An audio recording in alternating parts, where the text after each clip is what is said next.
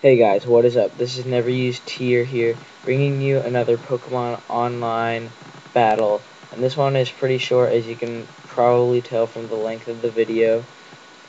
But anyways, it's a pretty darn close match, if I must say. And, sorry I haven't been able to upload in like 2 weeks, but that's because this website hasn't been working for like 5 days, and I was trying it earlier in the week and it wasn't working, but I just tried it tonight and it was working, and I decided I'd upload this battle because I don't know, I like it.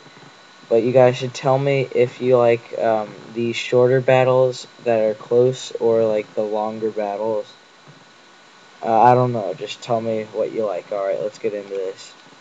So I'm leading off with my Scarfed Cincino, and he has a Scarfed Rotom Ice, and I'm like, you know what? I'm just gonna go for the Rock Blast just to maybe kill it, and I almost do, but I don't. And then he Volt switches into his Regirock, so I go out into my Armaldo to take anything that he wants to throw, except for the Stone Edge, which will do a lot. So I don't really know why I switched into him, but. Then we both set our rocks up, and then I go for the rapid spin. And on this turn, if I were him, I would have just set the rocks up again, and then gone for the Stone Edge, because he would have gotten free rocks. Because it's not like I'm gonna go for the rapid spin 2 times in a row. But then I go into my Electrode, and I know that he's gonna Thunder Wave or Stealth Rock, so I just go for the Magic Coat to see what he's gonna do, and he paralyzes himself. And then I go for the taunt so he can't paralyze me again. And then I go for the Thunderbolt to do some damage, and he goes for the Earthquake, which somehow doesn't even take me out, which I found pretty funny. And I go for the Volt Switch just so my Electrode can do something later in the game. And I go into my Licky Licky to take the physical hit. And now I was pretty darn sure that he was going to set the rocks up, so I go back out into my Electrode, which might seem like a stupid play to you guys, but I don't know. I thought it was a pretty good play because I get to keep it, and then I get free damage on it and whatnot because he didn't get to hit me with Earthquake, and yeah. So I go into my Basculin to easily kill it with a Waterfall, and if anything wanted to switch in, well, besides the War Turtle, nothing could take it very nicely. But I taunt the War Turtle because it can't really do anything to Basculin besides Toxic it, maybe, or something like that, I don't know. Then I switch into my Licky Licky, and he Scalds, and then I go for the Body Slam on the Ninjask switch, which is very nice for me, always nice to do that. And then he goes for the Swords Dance. Um, Obviously a baton passing Ninjask, and I get the Paralyze on the Body Slam, but then Ninjask is still faster than Licky Licky yet.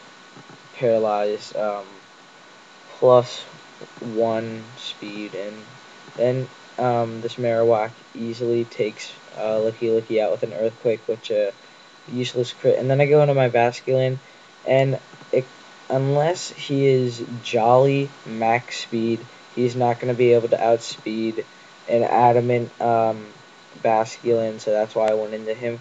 And then I go into my Emboar, who's max HP, max special defense, which is my custom set, and this thing does so much work in mostly all the games that I have. It's basically a bulk up flame charge, and it's really good. I like it a lot. And I have superpower, and everyone's like, why do you have superpower? It's just negating the boosts. And I'm like, it's a really strong move, and I'm most likely going to have multiple boosts.